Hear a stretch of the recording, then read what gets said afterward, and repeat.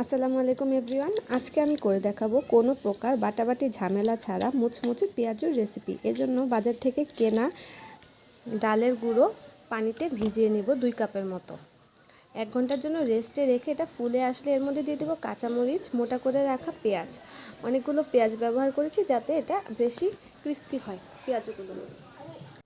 এখন এর মধ্যে দিয়ে দেব মরিচের গুঁড়ো, হলুদের গুঁড়ো,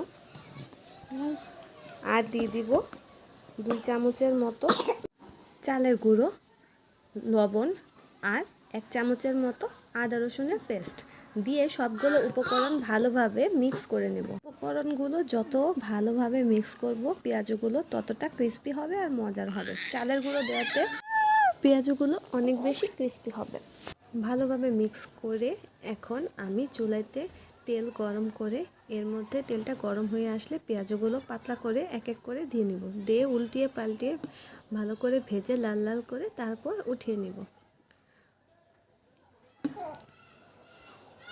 একটু সময় নিয়ে ভাজতে হবে যেন বেশি ক্রিস্পি হয়।